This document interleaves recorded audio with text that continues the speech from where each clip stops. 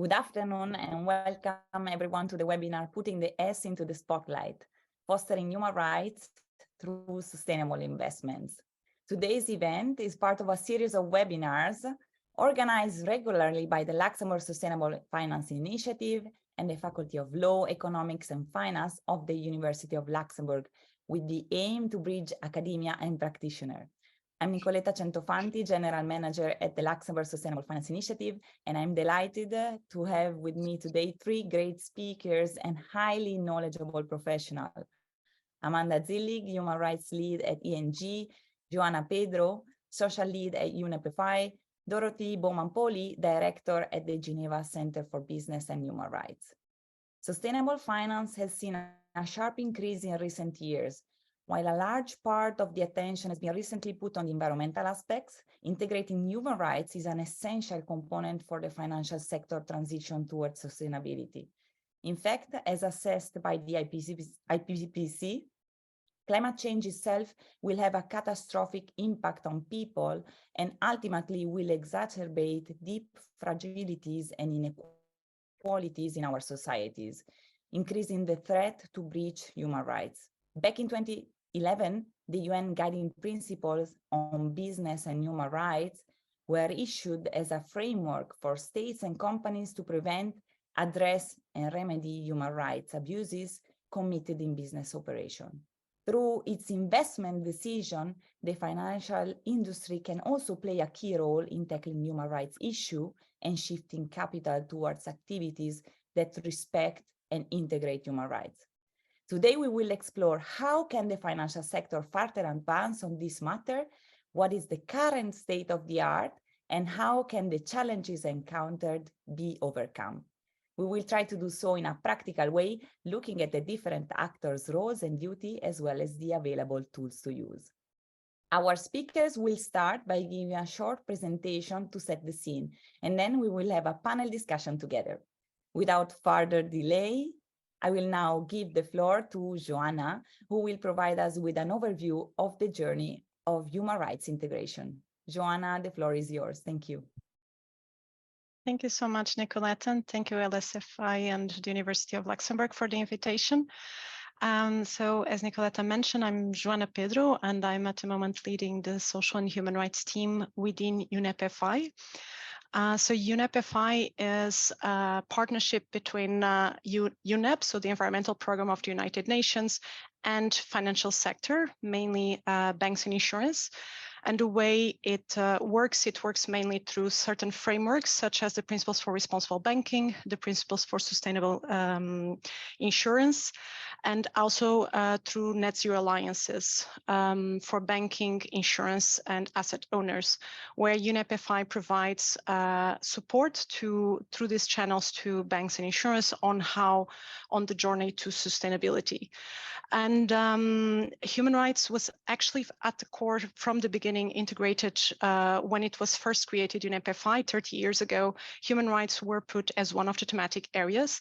And actually there was, back in 2008, even before the UNGPs were approved, there was at that time a CEO briefing on human rights that defined that financial institutions should take into consideration human rights, should understand the scale of their impact, should have a policy on human rights. So with some things that were at an initial stage, but that were defining already a role for financial institutions on human rights.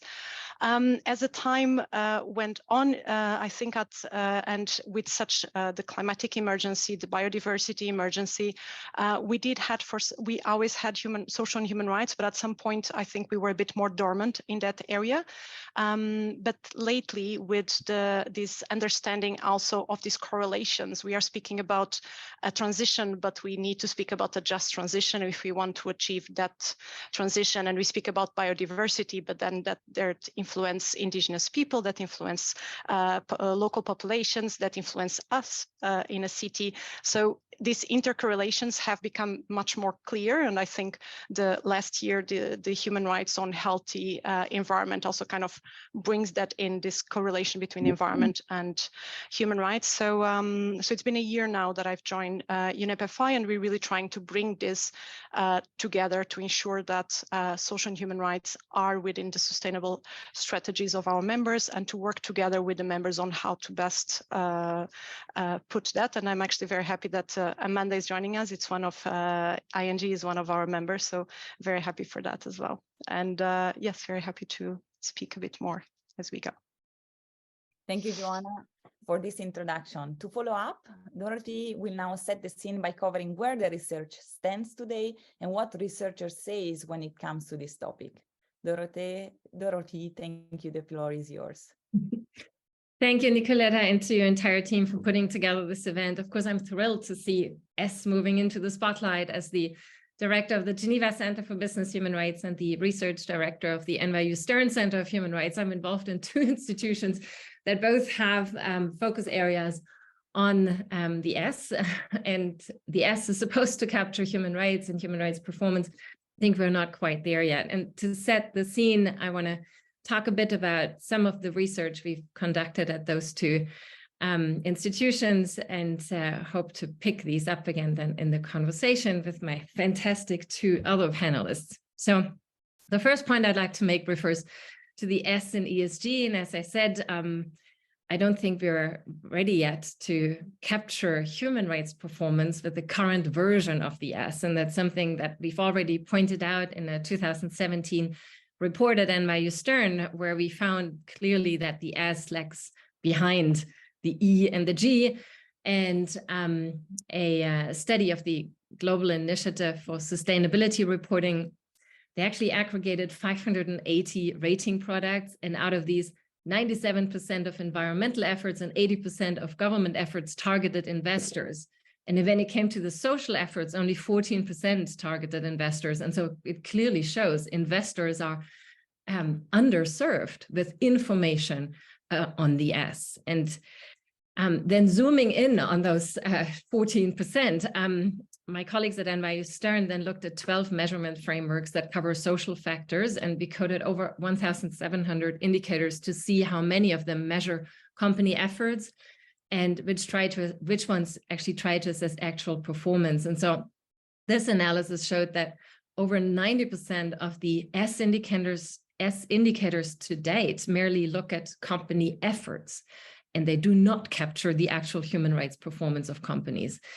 And so in this 2017 report, we concluded that the S indicators currently measure what's convenient, but not what matters the most. So for example, S indicators rarely capture the human rights risks for workers in global supply chains. Most of my research in other industries is focused on labor rights issues in global supply chains, because this is where human rights risks are most pronounced for companies in manufacturing.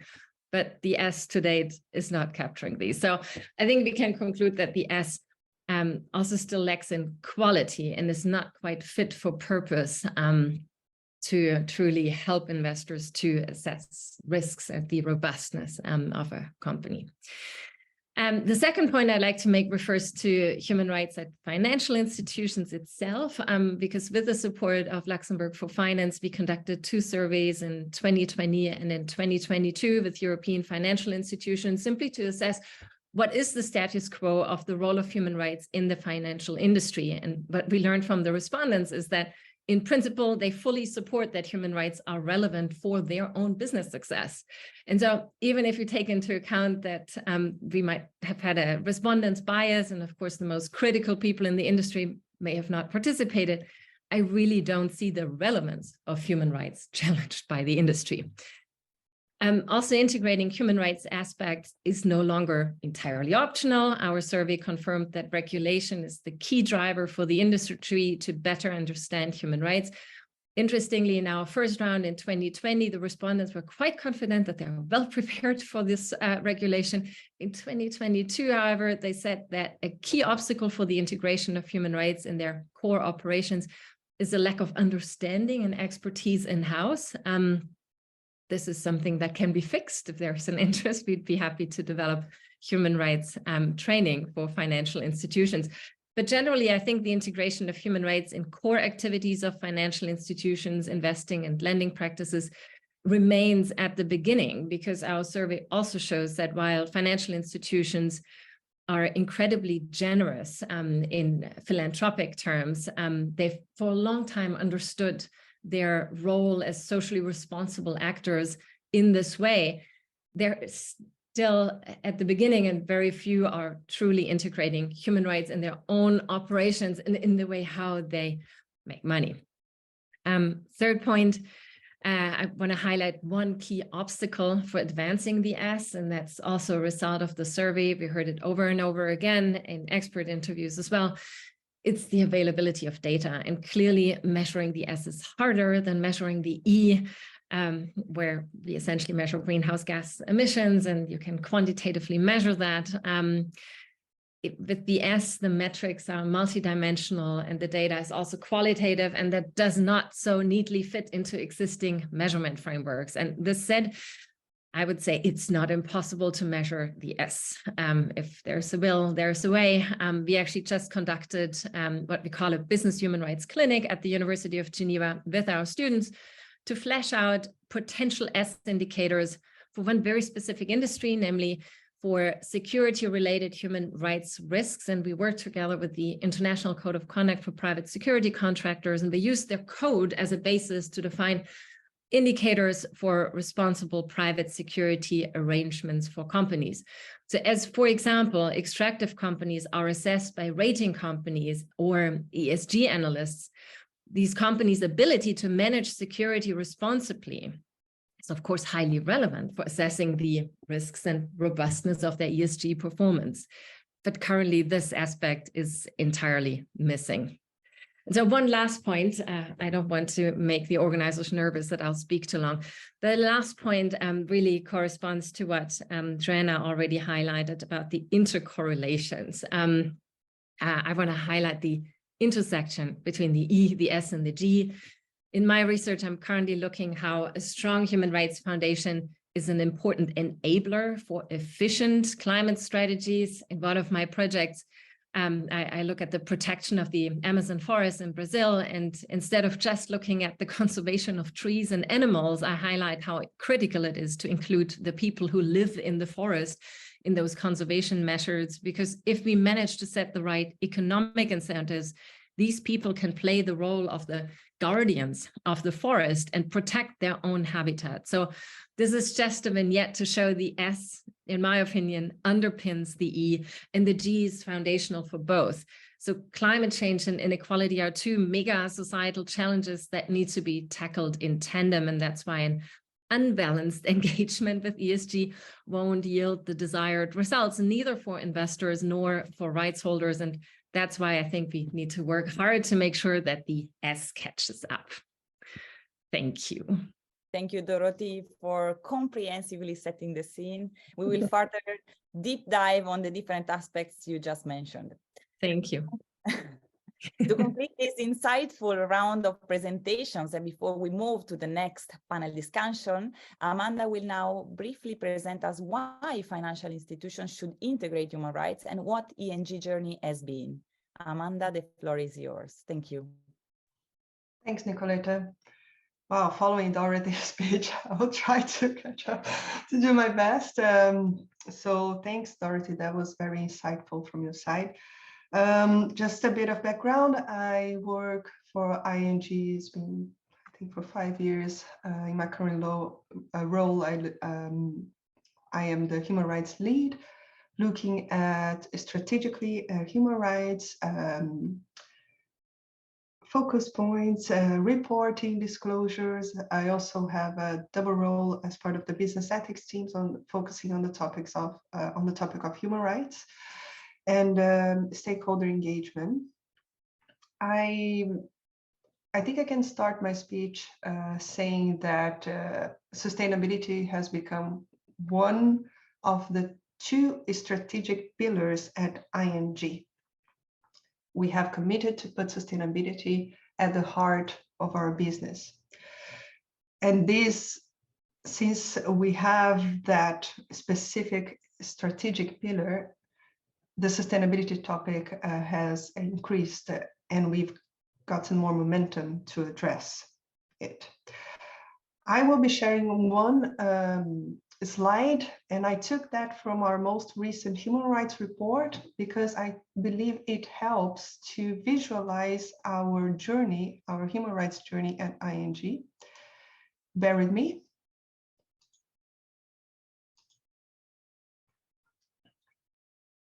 Should be working. Nicoletta, can you see it? Okay, good. So this is, as I mentioned, it's an overview that we included in our most recent human rights disclosure that was published back in June 2022. And as you can see, the human rights journey traced back since I think we can say that it officially started when we established the environmental social risk team at ING with a framework to address potential human rights impacts.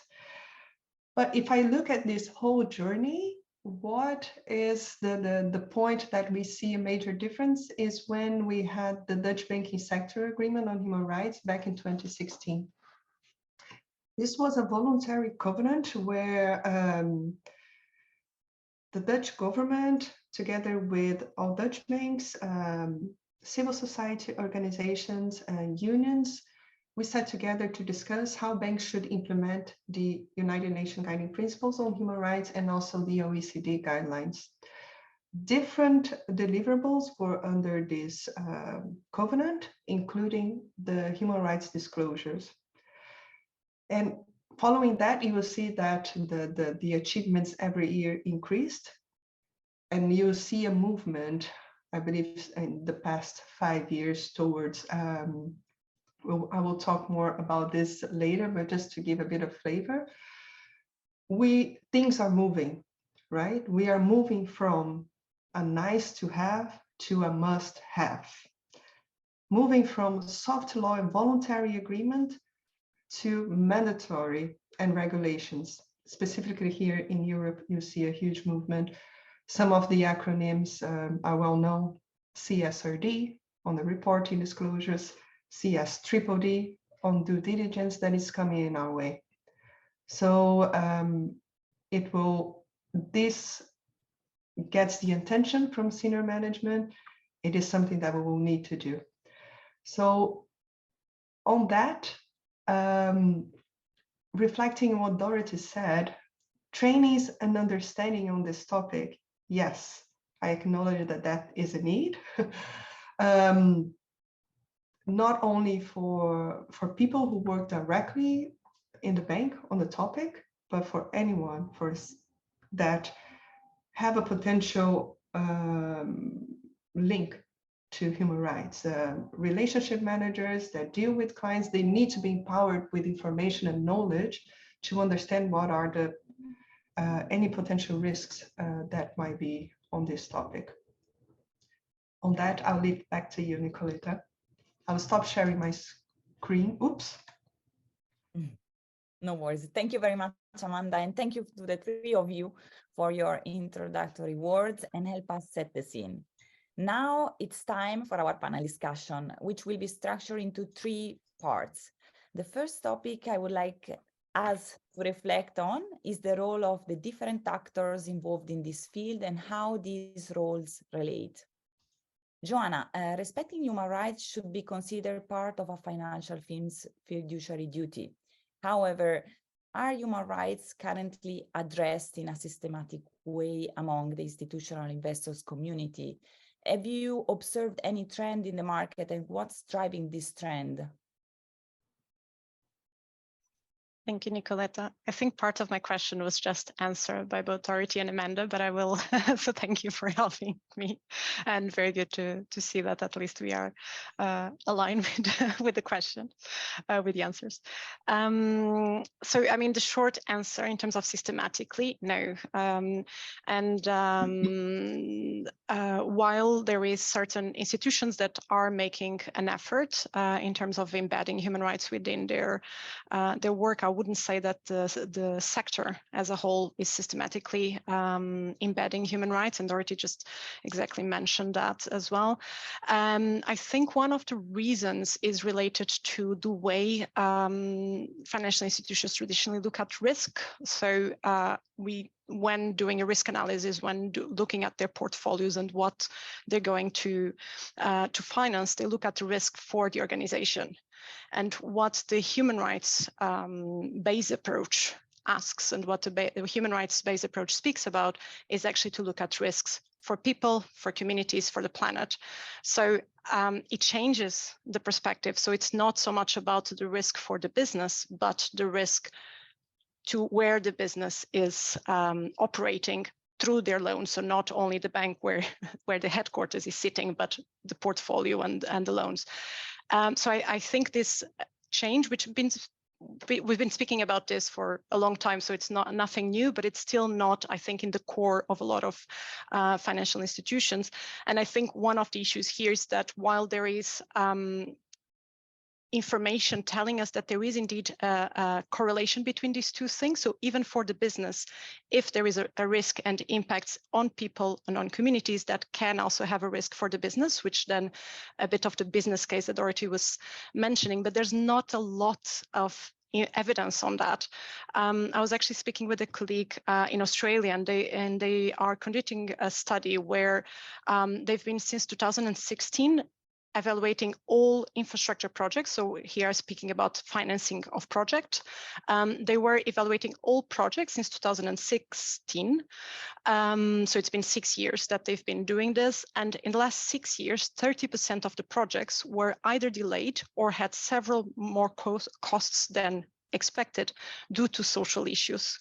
So it's often seen as something like, we don't need to deal with, but actually there is also on the business case, also for the companies, a reason to indeed look at this, and we are still, and fortunately there is now studies trying to show us this, and maybe Dorothée, you also have more examples on these correlations that you can share.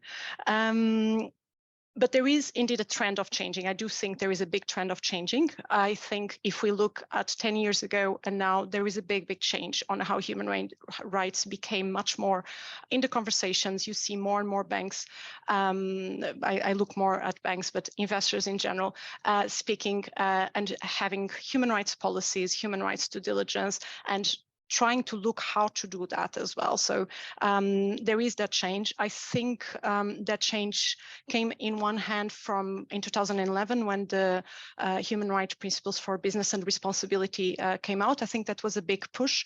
And we see now, after that, we see a lot of mandatory legislation starting and coming out. So the EU taxonomy does not have yet a specific social taxonomy, but in the general taxonomy does speak about the minimum standards, which is about aligning with exactly these principles for business and human rights. So even if it's not, if there's not a specific social taxonomy, it's clearly indicated there that it needs to be aligned. There is this corporate sustainability due diligence directive that is now being discussed in the EU, which again speaks about and brings in the due diligence and the need to look also at supply chains.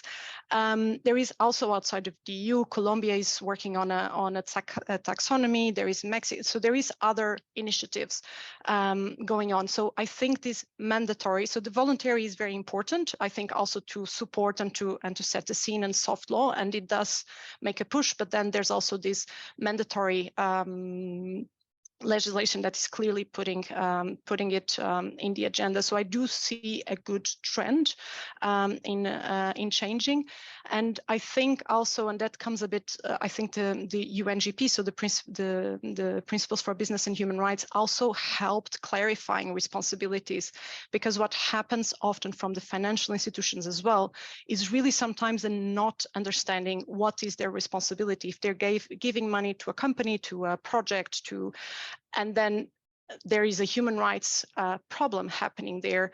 What is the link here? And I think the UNGPs did help on defining this indirect or contributing to in terms of the portfolio and the role that financial institutions also have in terms of their due diligence and in terms of that access to remedy in such situations. So I do agree also with Dorothée. I think that there is a lack still of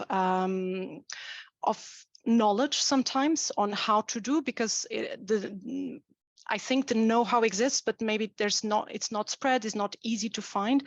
And also, of course, there's a lot of, there's climate, there's biodiversity, there's human rights. And at least we look at this, unless we look at holistically, it will become very hard, because it will seem that each thing is a different thing and requires a completely different sets of procedures, where often it's about looking at the procedures that one has and see where are the gaps and actually include on these gaps between it's not necessarily, it will depend, of course, of the institution, but not necessarily we'll have to completely reframe how a bank works. Often it will be about changing parts and seeing where are the gaps within their procedures. So, yes, there is a work to be done and there is a road to be done. But I do see a change, and I am I'm very confident that there will be indeed a change. And I think we have a big momentum with these legislations also going. And I think it will be important that we work together so that it will not become just a check list thing, and that we actually make a change. So I think it's a momentum now. And also for that, very thank you for this kind of conversations, because I think it's important that we get together, that we discuss, and that that there's also opportunities from the to exchange information and to see how to move forward. Thank you, Joana. Dorothée, I see you have muted yourself, and Joana mentioned you as well. Do you want to comment as well on this question? Or no, I have a next one for you. And no. My co-panelists make it so easy. I've been nodding along. I fully agree, with Joana's assessment that the trend points into positive direction. Yet I think the path ahead of us is longer than the one already traveled.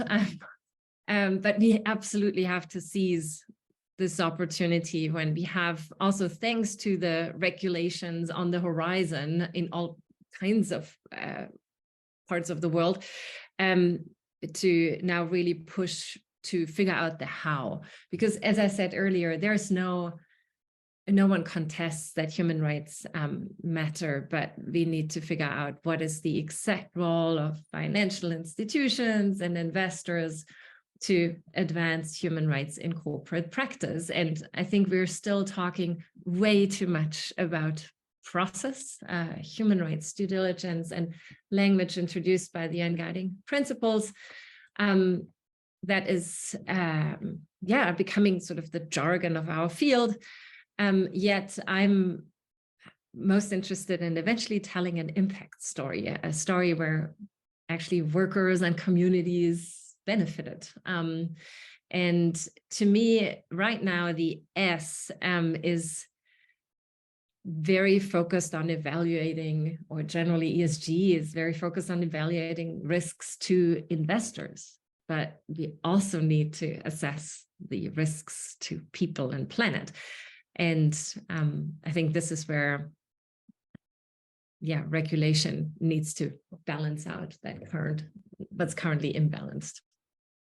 Thank you, Dorothée. You mentioned regulation, so continuing, let's say, on this perspective, I would like to hear from you. In the process of fostering human rights through investments, what's the role that policymakers play versus the one from investors? Are these two complementary? Yes, of course, they're absolutely complementary.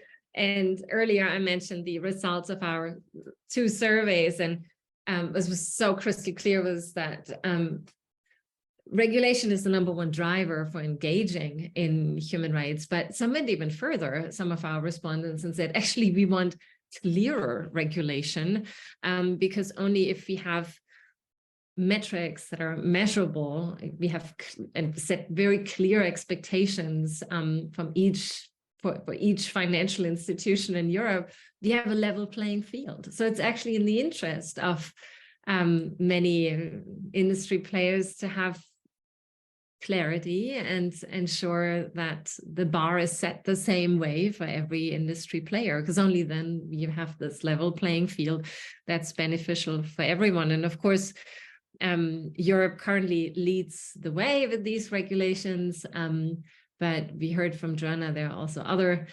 regions that are thinking about it. And in the end, I think, Europe is not a market that can be overlooked, and it will be the de facto standard setter also for the rest of the world, even if they do not codify what's currently just a voluntary or a soft standard initiative. So I think if there is mandatory regulation in one area, in one part of the world, it will be the de facto standard setter for the rest of the world. And so what will happen at the EU level and its final product, that's the actual reference point. And yeah, I think further operationalizing human rights due diligence for the financial industry is absolutely necessary, because I still see questions from financial institutions that surprise me in that they wonder about the process and the reporting, which shouldn't be the driver for what they do.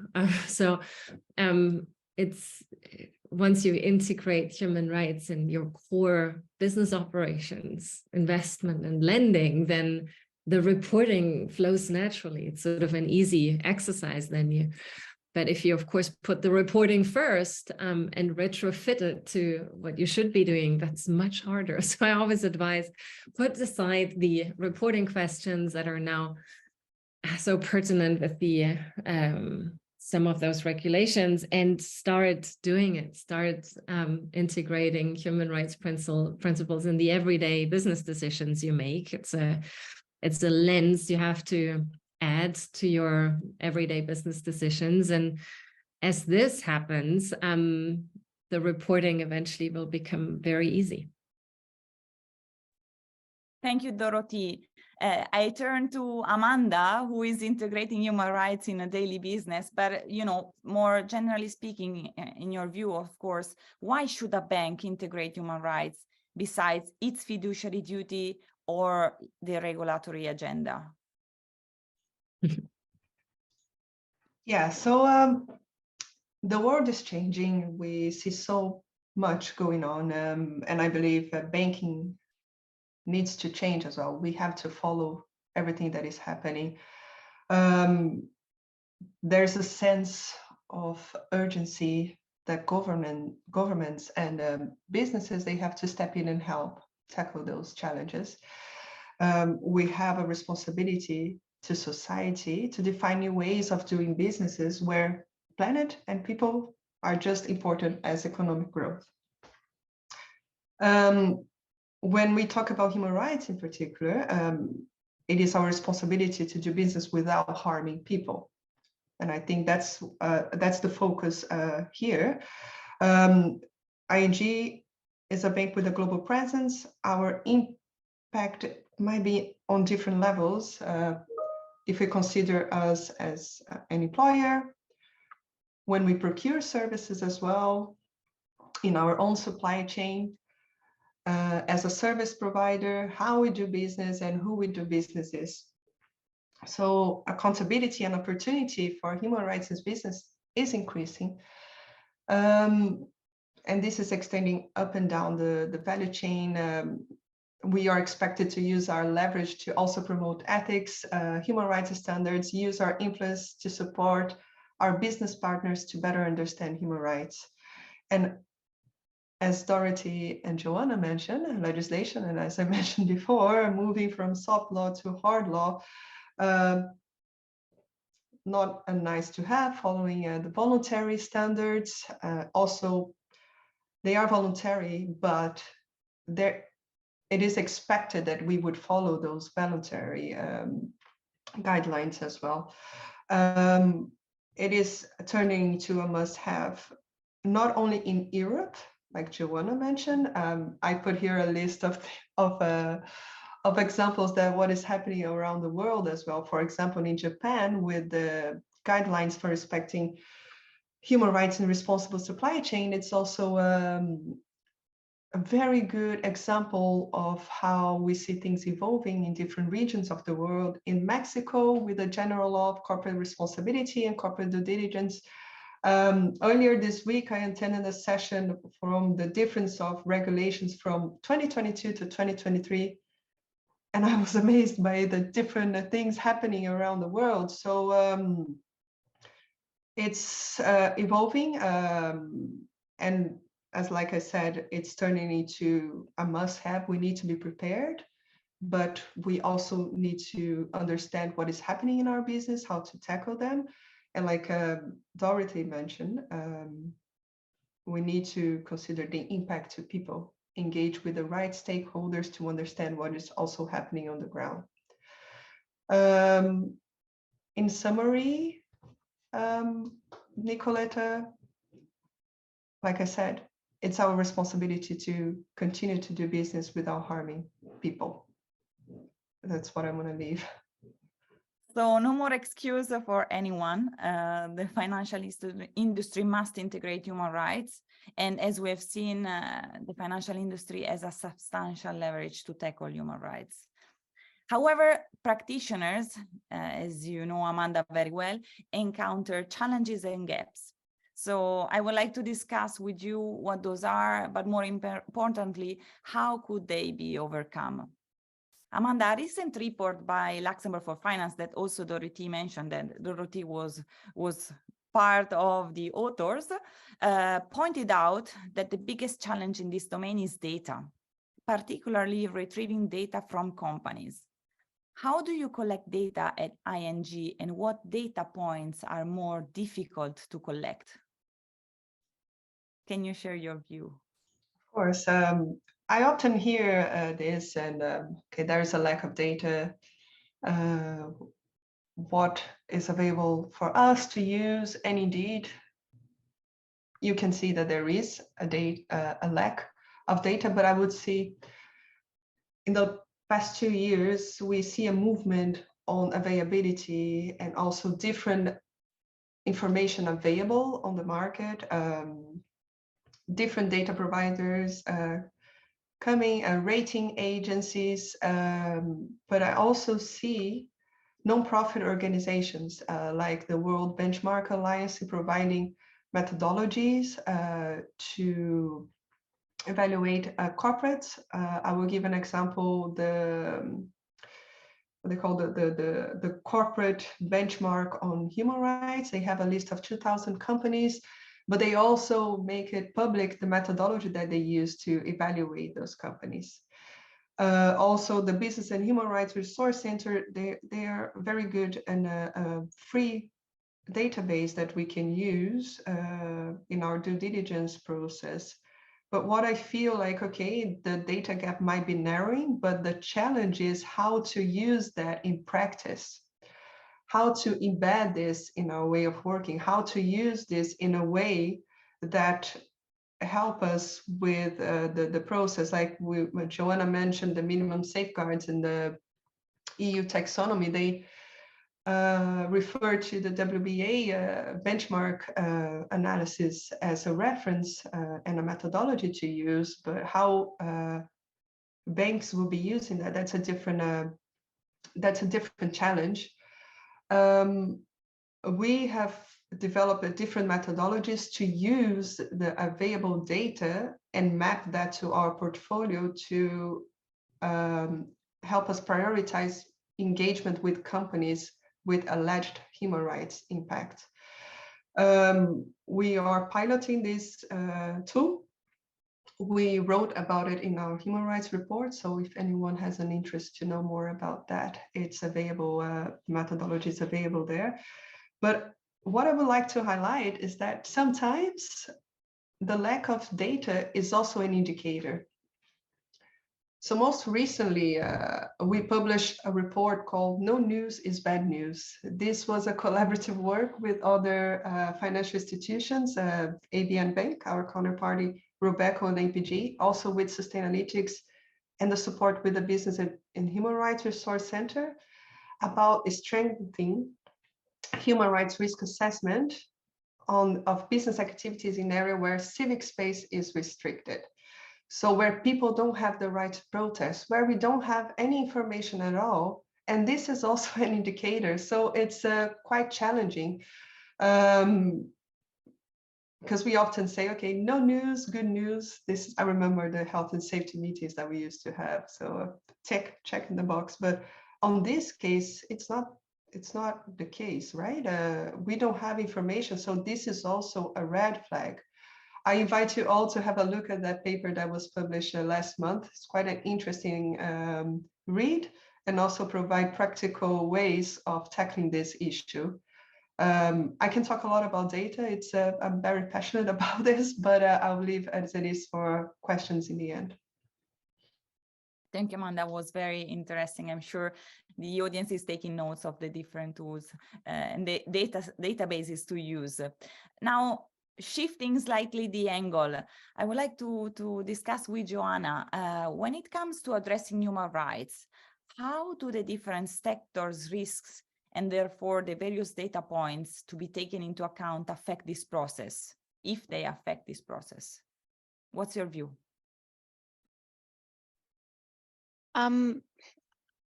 So first to say, of course, the sector and the location are actually normally the biggest, what makes a bigger difference on the likelihood of you to having risks of social risks. And when I speak risks, again, I always speak in the other direction. So I speak about risks to communities, and human rights risks to the people.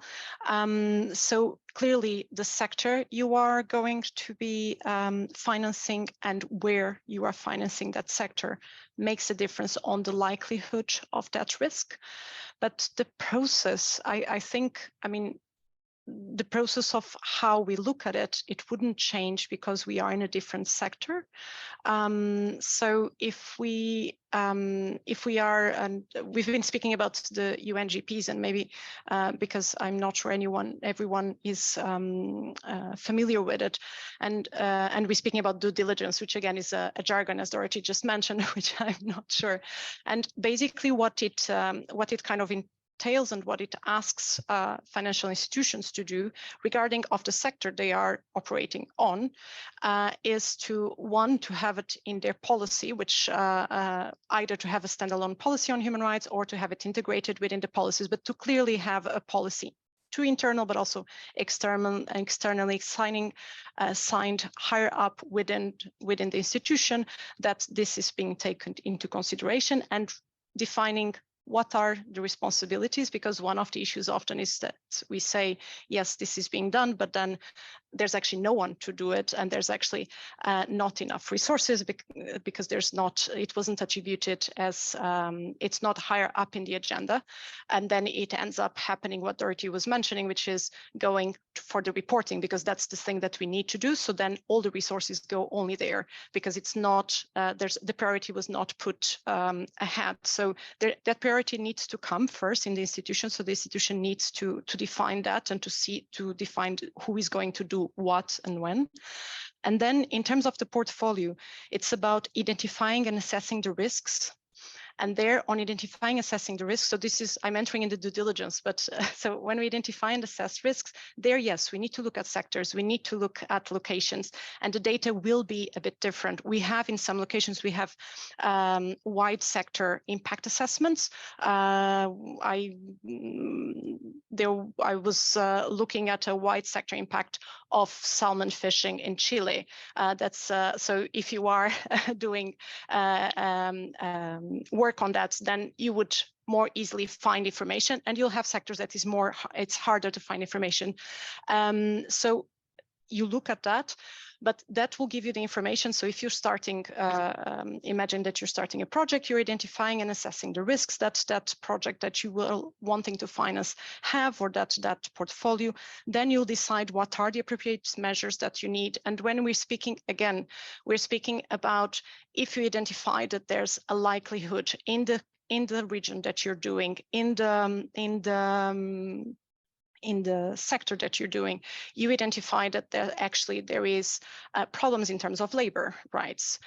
So then you would potentially ask, in terms of to take appropriate actions, you would need to understand a bit better what are those issues through audits, to people in the ground that would speak actually with communities. Dorothée was also speaking about how this will go to the ground, and how that can be then, how you can put in your contract, for instance, with whom you're financing, how you can embed in the contract that those social risks that you, human rights risks that you saw, are also part of the contract and need to be implemented. And then it's about tracking the effectiveness of this. So how you then, once you sign your contract with who you're financing, how you track this. The reporting then comes very easily because you're already tracking. So you will be reporting. And on this, in this whole part is the engagement with stakeholders. And I think what UNGPs also then try to open is that the stakeholders are not only your clients, but the stakeholders are also the right holders. So people to whom potentially rights are infringed because of a project. What I'm describing now is, of course, I described, it's not what we need to do in every single project. What I was saying about going and doing an audit or putting that in because there is methods already to define the risks of the projects. So depending on the sector, depending on the country, depending on where you are, there'll be different risks that you need to assess. And also depending on the regions a lot, because you might or not have the enforcement of the human rights. So if you are working somewhere where you know that it's, Dorothée, if you want to, you were going to interrupt.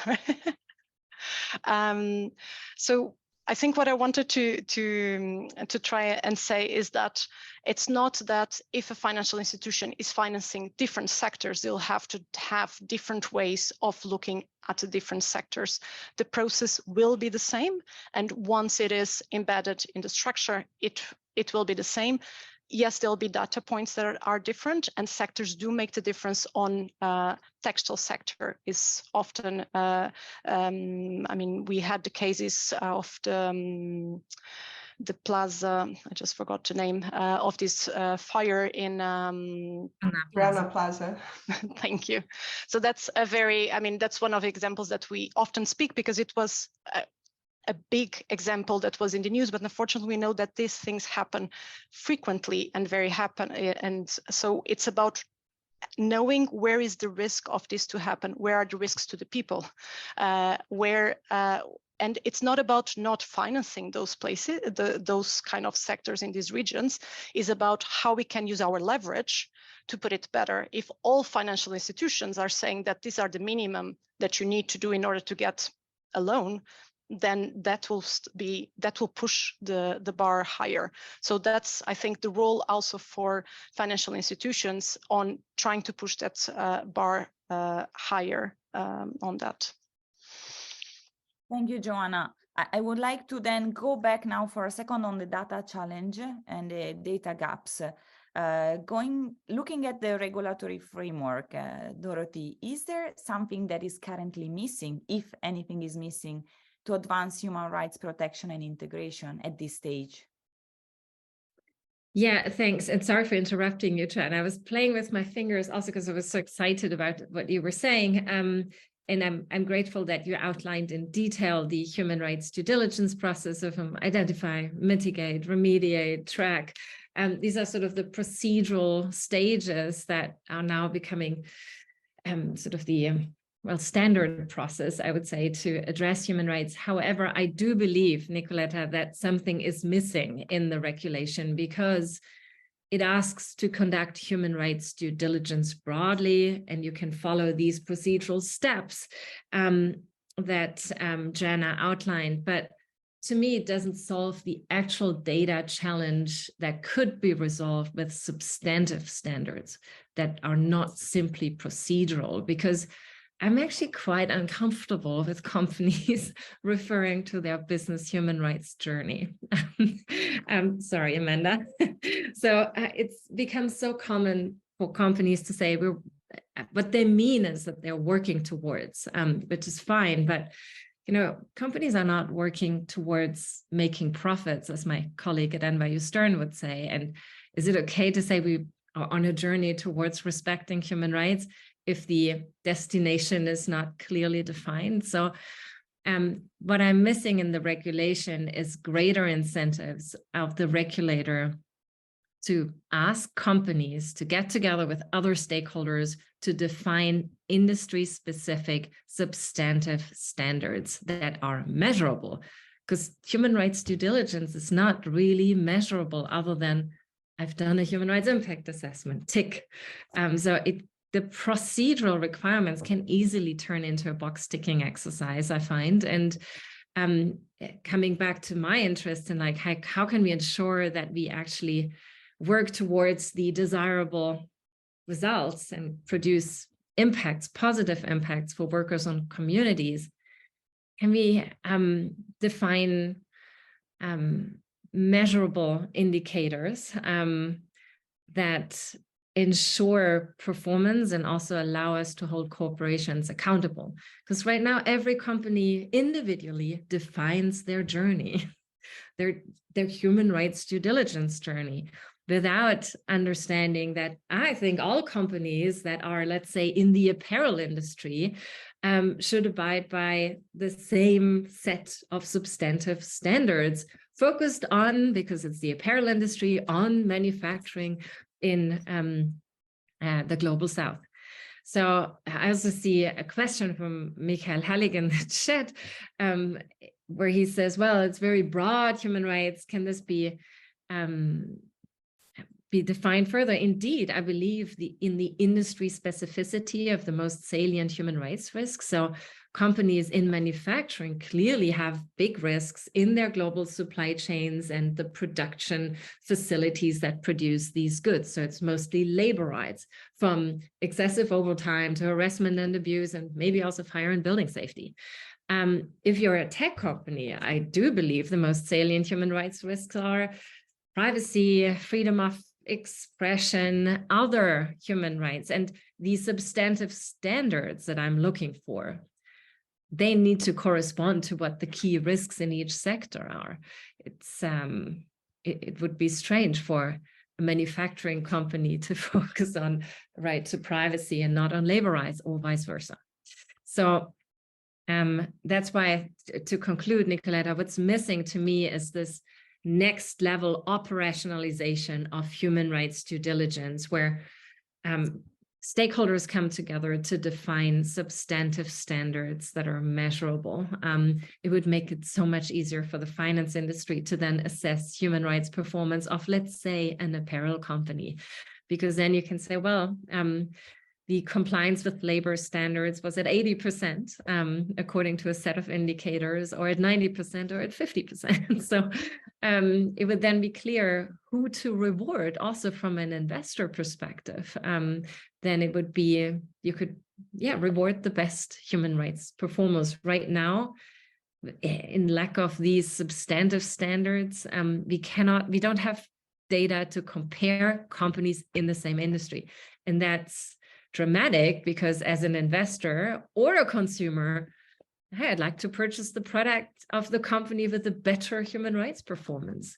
Even if I buy running shoes, Adidas, Nike, which one? I couldn't tell, because they're using their own definition of human rights due diligence. They're all on a slightly different journey with different priorities and indicators, and that I don't find useful for advancing the field. Thank you, Dorothée. Basically, you opened my last section, because I'm a bit, on the one hand, happy to hear your thoughts. On the other, a bit sad hearing that there are no concrete tools probably that help financial institutions operationalize human rights. But let's see in the last session whether something to be used that is useful now for our audience can be mentioned. Joana, UNEP-FI published last November the Social and Human Rights Strategy for 2022-2023, if I'm not mistaken.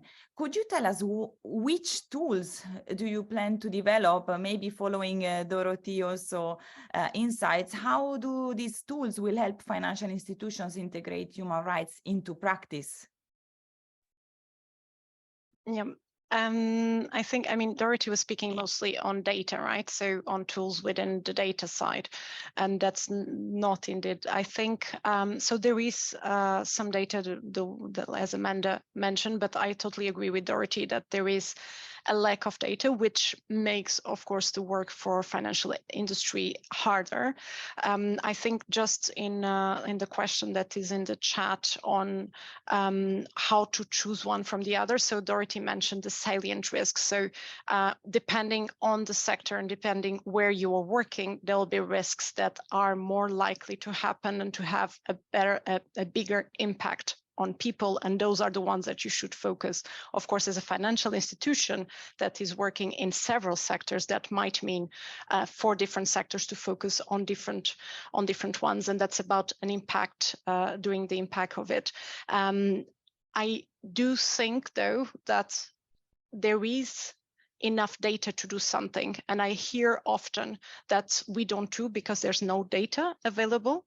So I think we also need to be careful. There is a need to work on data, and I think there is some work that has been done, but there's a lot more to do. So there is it was spoken here about the benchmarking World Organization.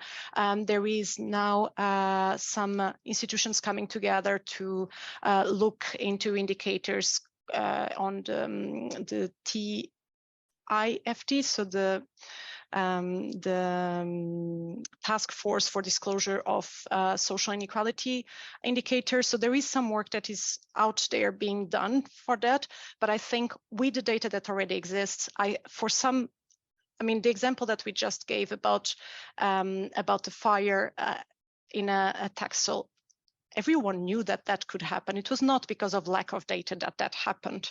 So I think it's also important. There are things that we really know that are happening, and there are ways on which financial institutions can influence and can leverage on that. So I think that is, for me, this is just really important to say. I know I'm not replying yet to your question, but Nicoletta, I'm just going back. So I think a lot of work needs to be done on data, but we cannot also, as a financial institution, use that as a reason not to do, because there is, at least with the data that is out there, we should already be working on. And in more risky contexts, financial institutions should also try in some situations before getting into a deal to actually find their own data and their own investigate and look into more risky deals.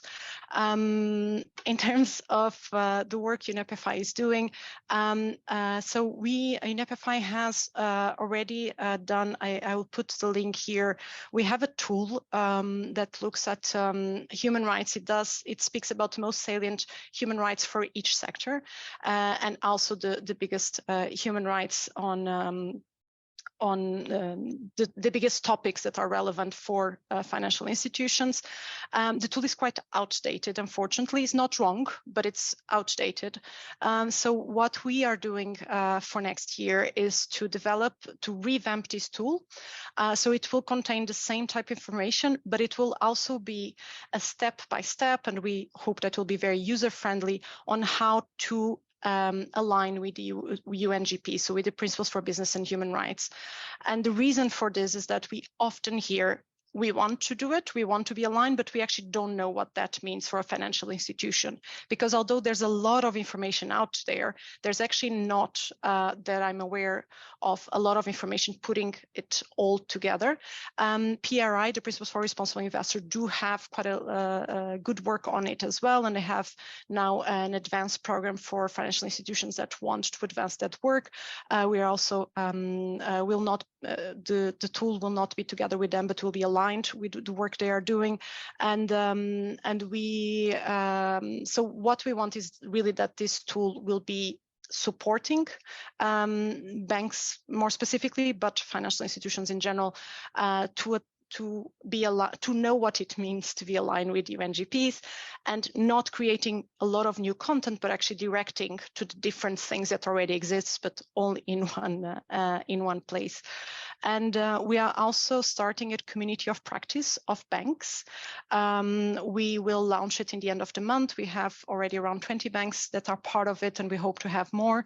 It is for UNEP FI members at the moment. It's something that can be discussed for the future, but the idea of this community of practice is really to discuss what are the issues, what are the biggest challenges that the different members have, share good examples, bad examples, and we hope that with that it will also support us to know what next are needed in terms of tools, in terms of data, and also to understand which kind of partnerships we can do to do that, because I think that's also very important. Just to say that this tool will be done in partnership with the European Investment Bank, and I think it's creating partnerships to work together so that we don't have all these scattered different things, but that we have as things together. I think it is also very important. So we're trying to reach out and to do different partnerships. So if anyone hearing is interesting in has any ideas and interesting in partnering in work that would support the development of human rights, very happy to discuss further as well. Thank you, Joana. Looking forward to the outcome of the community of practitioners, and of course, looking forward to the tool that you will develop with the IB. Amanda, turning to you, which you are representing the practitioner side in this panel. What guidelines do you use at ENG currently to report on human rights? And you mentioned you have policies in place to manage human rights. Could you tell us a bit more about that? Yeah, sure. Yes, just to add on what was said before. Yes, Dorothée, journey issue. Yes, I understand, but it's a never-ending journey. So, but I believe it's important, and also to be proud of what we achieved. Well, I only work with human rights at ING, so I think it's important that we are transparent on what we are doing. So I can see it both ways. I understand what you say, but I feel like it's also important to tell a story here. Adding to Joana, the collaborative platforms that there are, they help us a lot. The UNEP FI is a platform that opens the discussions to other financial institutions, particularly banks, to issues or how to deal with certain how to address certain issues in policies, what are best practices. So I'm totally in favor of having this dialogue with peers to understand what we are doing, how we can contribute to each other. As the example that I gave before about the No News is Good newspaper, which was a collaborative way of doing it. What I want to talk about is human rights reports, as this is something that we are very proud. I will share my screen again. I hope that there is no issues this time. Maria, help me if that's the case.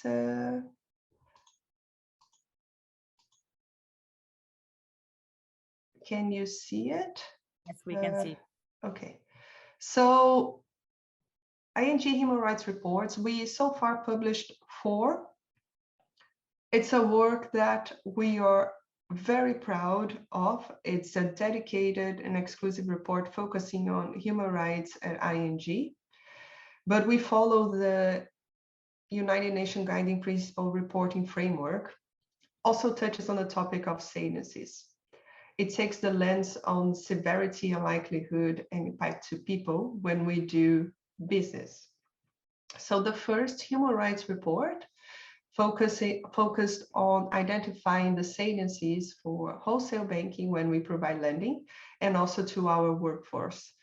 The second report was more of an update of the actions, actually the 2019 and 2020, what has been going on at ING regarding the development of tools to track and monitor the saliencies identified. And the last report, we did an assessment of the saliencies with the scope for our retail banking customers, individual customers. So I just want to show, this is an overview of the human rights saliencies that were identified. But just to make sure that we are all on the same page, when we talk about sanesis, we are talking about the most severe human rights issues that people might face as part of our business, and also when of ING as an employer. It takes the lens of impact to people. So for example, in our own operations, we identify discrimination and work-related stress as the most salient issues to our employees. For wholesale banking, it's about forced labor, child labor, and land-related community issues, also including impact to indigenous communities. And retail banking is about discrimination, financial distress, and privacy abuses. So what we do when we identify those saliencies after, as I mentioned before, the environmental social risk team is a part of ING since the year 2000, and we have a policy framework that is applicable to client and also on transactional level. I know that you want to talk about policies and due diligence, but to give a bit more flavor on what happens at ING, the environmental social risk policy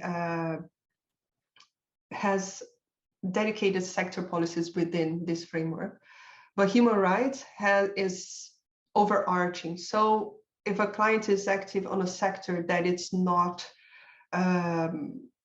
within one of the sectors in the framework, it will go through the human rights as a basis, the human rights policies as a basis.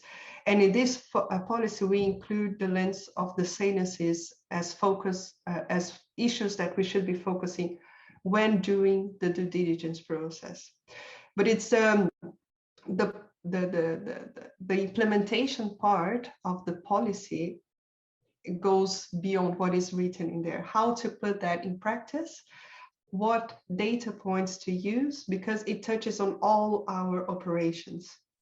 So when we are talking about client due diligence, we do apply the ESR policy when onboarding clients. When we do on transactional level, we do apply the policy.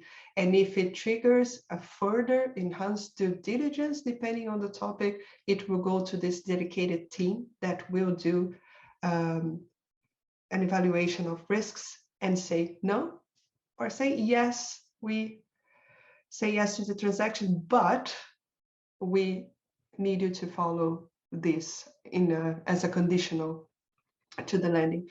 So it is a process that any changes required implementation and process, changes in process. So when we are talking about data, we are using some data points to prioritize engagements with companies that goes beyond what is in the policy. And also when I mention there are data points available and there are very good rating agencies, but the challenge is how to put that into practice as part of our work, how to use this effectively. So we have developed different methodologies to help us with that, but I'm also open to have dialogues with peers and other civil society organizations. We say that we focus on engagement. We want to understand what is happening. The engagement with civil society organizations help us to understand what is happening, and they represent people.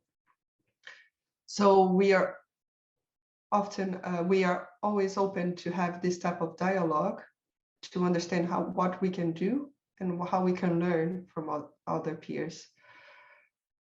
I wanted to leave it like this. If there are questions, I'm happy to answer regarding more specific on our policy implementation and again on data points. Thank you very much, Amanda, for sharing your on-the-ground work. Now, last question to Dorothée before we open to our audience questions. So with all your research work, Dorothée, what key best practices should financial institutions pursue to integrate human rights? Are there some key steps not to be missed or a successful example that you could share with us today? Yes, of course there are. So, I mean, we just heard of the good work of ING, you know, and also the support of UNEP's tools and community of practice. So at the Geneva Center and also at the NYU Stern Center, we always look for, you know, we diagnose the problem, but then we very much focus on like, how could we fix things? And we're very solutions oriented in our work. And for that reason, I'm also on the lookout for interesting vignettes from practice that could point in the right direction and could provide inspiration for other industry players to explore the full integration of human rights in everyday practice. And I also want to conclude with a interesting practice example, this time not from investing, but from lending. A couple of years ago, we did a case study with ABN AMRO, where we documented their lending practices for commodity trade finance with a focus on their engagement with palm oil producers in Indonesia. To us, what they did there created a model that I think could be scaled and replicated in other contexts, because what happened was that there were NGO reports that alerted to the poor labor conditions on palm oil farms and plantations. And ABN AMRO was a key financier of palm oil producers. And as they heard about these terrible labor conditions, they actually made the palm oil producers join the Roundtable for Responsible Palm Oil, as well as they put out conditions for their lending practices. They said, we want to see improvement on labor conditions on those farms. And they made those, so all of a sudden their lending became conditional upon progress on labor rights practices. And to me, that's a nice example of full integration. And on top of that, they even provided an economic incentive to improve, because they offered more favorable interest rates for their to the soon as palm oil producers could show progress. So there was an economic incentive to make progress because they received better interest rates. And that I thought was an interesting example of fully integrating that human rights lens into a core practice of a bank lending. I would have loved to then go after doing sort of the first round of research and assess whether those workers on the palm oil plantations are actually now better off since ABN AMRO installed this practice. I couldn't, because unfortunately ABN AMRO sold the commodity trade finance as we published the first part of the case study. Nevertheless, it's a first sort of interesting example. And I think there are many more. If you have more, any one of you in the audience, please approach me. I'm happy to document these. It's so important for my students to see how human rights due diligence in broad terms should and could play out in practice by financial institutions. So it's important to document and then discuss with students these interesting practices. I don't want to call them good or best practice examples, because I want to honor the fact that these companies tried something new and they're experimenting with something, and we need to assess if this has actually worked. And that's great for students to see, because my business school students, they also want to be part of the solution. So they're very interested in that. I'll put the link to the case study in the chat as well. So. Thank you, Dorothée. It's really a peer work, right? Academia, practitioner, all working together towards the same objective in the end. Before opening the Q&A, we've already received some questions, so I'll read them out loud. The first one is for Dorothée, so he'll continue talking. I'll read it out loud, okay, for everyone to hear. Given the this is from Mary. Given the complexity of supply chains, would you find companies and investors leveraging local governments' support action in the Global South to enforce human rights to promote responsible investments a critical part of the solution? Should I respond right away? I'd be happy to do so. Mary, thanks for this question. It's a good question. And of course, ideally, It should be governments protecting human rights in all parts of the world, but this is not the world we live in. Unfortunately, in so many regions, governments are unable or unwilling to protect basic human rights, and they are sometimes even part of the problem. So I don't think we can wait for governments to play the role that they should, but if in a globalized economy, companies benefit from certain production geographies, and they also have a shared responsibility for the conditions in their production sites, for example. So that's why I would always invite local governments to the table as I'm trying to resolve or mitigate risks. But I've also seen contexts where they were not really helping, and it was down to foreign actors, NGOs, and companies to figure out solutions, at least within the realm of where the companies had leverage. So. Thank you, Dorothée, for answering the question. We have a second one from Michael, specifically to Joana, but for all the panelists, feel free to jump in. I'll start to hear Joana answer. At UN level, or in general, for example, within ENG, how strong are the interactions and exchanges between human rights and environmental-oriented goals and initiatives? Dorothée, and you also said at the beginning that the S is the underpinning of the E. Michael sees that argument, but he believes that also there are important conflicts right now, and it seems that the E and S dimension are oftentimes separated from each other. Joana, could you start answering this question? Yeah, I was trying to read it at the same time, but I lost the chat. Thank you, Michael, for the question. I don't know what happened. I think, look, I'm going to bring a personal part. Like, I'm an environmental engineer by training, which started working in environmental impact assessments in Southern Africa, and then understood that the impacts were also very big for communities, and therefore started to work more and more.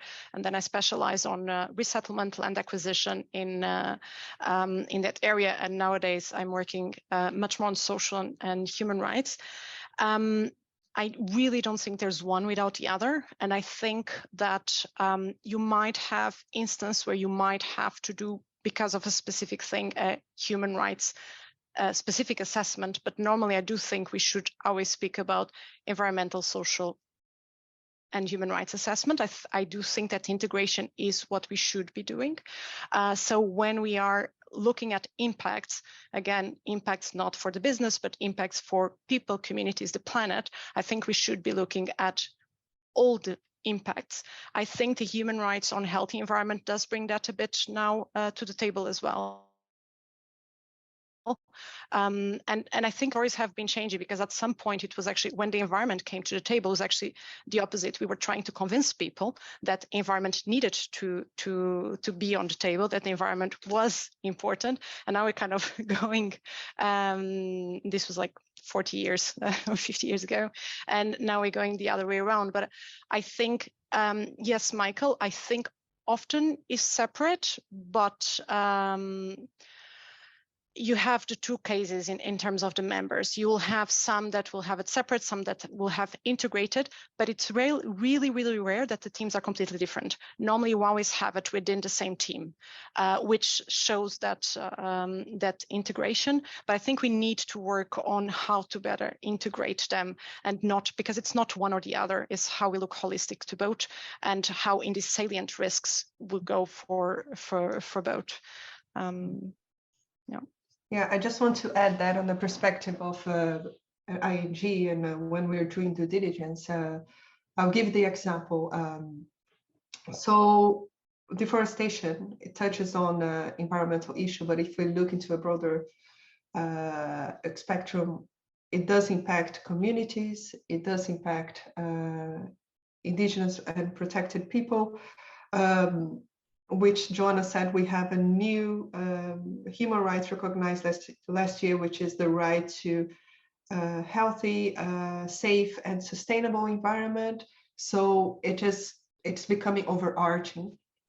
So if you look at the UN guiding tool that UNEP developed, I know it's outdated, but it still is relevant because it lists the human rights issues for each sector. And you will see that some of the sectors mentioned in there is the impact to environment, and then that impact also relates to people in the end. So there is I don't think we can separate both when we are looking at the risks. So in practice, we do not separate when we are doing due diligence, because like I said, human rights policy is overarching, but it also combines with the environment and climate policy, which is also overarching. It touches on all topics. And if we see a breach, we will either say no, or we will say the yes, but like the example case that Dorothée mentioned before. Yeah. Dorothée, do you want to? Very briefly, I would. I do think there is, a tension and some belief, it requires trade-off. I earlier said environmental and social dimensions need to be tackled in tandem, and I stand by that. But I want to provide a concrete example where I think this breaks down in the concrete practice of banks these days. So banks often require so-called transition reports from companies they support.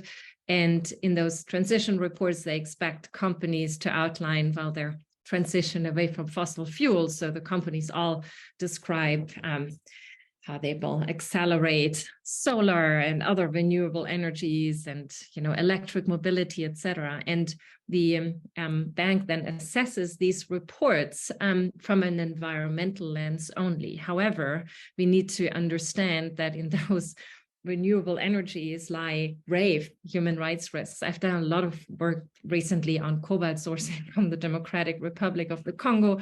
Cobalt is a key battery mineral in electric vehicles, and child labor and mining accidents are rampant in the DRC. And so if we only look at the accelerate electric mobility, which of course is the premise which we need to do to meet climate change targets, I think we in parallel need to manage the human rights risks in some of those key battery mineral supply chains, for example. But it cuts across the board from wind parks that violate land rights, or lithium sourcing with a lot of water issues in South America, or solar panels that nowadays come, over 90% of components come from China, from a region called Xinjiang, where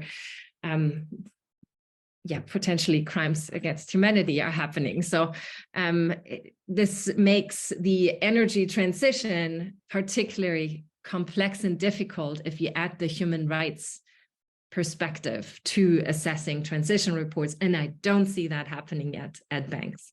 And we need to do it. And ESG teams in banks typically have 20 environmental specialists and maybe one human rights specialist. And I think we need to reverse, given how difficult human rights are, we need 20 environmental specialists and 40 human rights experts to be added to the team to adequately address the twin challenges. Just maybe to support Dorothée, and also there's one question on insurance, just to say that another topic that we saw exactly as we were doing our strategy was the need for the just transition. So when we're speaking to transition, how do we put the just into it? And we are working with some banks and insurance on putting, and together with the ILO, the International Labour Organization, on a guidance for how banks and insurance can embed this just within their transition plans. It's work in progress, but I completely agree, Dorothée, that we need to have this, the two things need to go together, and we cannot look at one and then forget the other. Also because we will not achieve it if we just look at one. So so from all perspectives. So I just wanted to also give that feedback. Thank you all of you for this answer. I fully agree with you. We should definitely treat E and S and G all together to really reach the transition we need. There is a slightly provocative question. I don't want to enter in a political debate, but really, I would like to hear all of you in a quick answer. There is a question from Antonia to all of you. Should investment funds be included in the future CSDDD? Triple D. Quickly. Dorothée, I see you nodding. No. No, Well, I'm not an expert, so. Amanda and Joana, I look to you to have. without further, let's say, too many thoughts, I would just hear from you a yes or no, or if you would like to comment it. Otherwise, we move to the next one if you prefer not to answer. Well, what ends up in the CSDDD is certainly, a political compromise. And I also know there are important aspects that have been given up for even more important aspects. So in the end, it's a political game, what makes it in, but not makes it in. And maybe there are other key aspects that absolutely have to stay. So that political game of what actually is in, is not over. So. Joana, Amanda, would you like to say a few words on this? I think, again, funds are not what we are focused on UNEP FI, so I cannot give a clear answer. I think in general, it would be great from a perspective of someone from the social and human rights side to have all sectors included in such type of legislations, but I do not know enough to give a clear answer. The same on my side. So the investment portfolio is not where ING has the biggest impact. So I focused more on the lending and the bank side. So I cannot give a full answer yet. That's more with my legal colleagues. Totally fine. I understand your point of view. There are 2 or 3 more questions. I'm conscious of time. Let's try to be probably quick in answering. I'm also conscious of the time of our audience and our panelists, of course. So there is a question from Stanislav, who is a PhD student doing a doctoral research on the legal dimension of European and Chinese investments in the Western Balkans. One of his observations is that different investors, Europe and China, often understand human rights absolutely differently. What could be done to foster human rights through sustainable investments if human rights are perceived differently and there is profound cultural gap? Who would like to answer? I can start that as an example that we had in terms of engagement. Yes, there is cultural gaps when we are dealing with human rights. One of the cases that sometimes we even have to change the language when we are addressing to responsible business conduct, because some cultures see this as like, okay, why you're asking me this? So I see this as a challenge to address. So what I would say, what helps me normally is to have a local contact point to help me in terms of to bridge this gap on the cultural difference. But I acknowledge this. Joana, Dorothée, is there something you would like to add on this? Briefly, of course, there are differences, but I think they can sometimes be overcome by becoming more technical. We don't need the human rights umbrella, but as we make things very concrete in terms of what we expect, again, I come back to my favorite topic of measurable standards. I think the political overload of human rights can be reduced. And I just want to add the development on regulation all around the world is also helping to steer the topic. It's not only in Europe, but you see in Australia, New Zealand, Asia, America. So it's helping us on that because of these existing local guidelines. Thank you, Amanda. I echo what you're saying, but there is a Alessandro from the audience, who is pointing out that there are too many gaps in international law which allow for the impunity of corporations that have caused or contributed to human rights and environment loss. How make corporations accountable for human rights and environmental crimes? Due diligence legislation are important, but according to Alessandro, they are not enough. What's your view? Wow, this is a whole new webinar, Nicoletta. This is because if we will be talking about the increase on litigation cases on this, the influence on the appropriate due diligence. So I think maybe for next time I can explore this question. I don't want to give a short answer. So Thank it's a full one, right? I love that answer. Maybe we conclude that the law in itself is never a silver bullet alone, you know, so it needs to be coupled with other incentives. So I have to say this, I'm a professor at a business school, you know, so all right. So there was one last question on insurance, but I think Joana already covered it somehow. I don't see any more question in the chat. So I'll take the opportunity to thank Amanda, Dorothée, and Joana for your great insights and this thought-provoking discussion. It has been a pleasure to moderate this panel. I would like to thank our audience for your interest and for being with us today. As you probably know, this webinar will be available for replay as of tomorrow on the LSFI website and on our YouTube channel. And of course, we invite you to stay tuned for our next webinar, which will take place in September, and we will announce it with you soon. So thank you again to our panelists, our audience, and the team and the University of Luxembourg for coordinating with us this webinar. Thank you. Thank you for inviting Thank me. you so much. Everyone. Bye-bye. Have a lovely afternoon.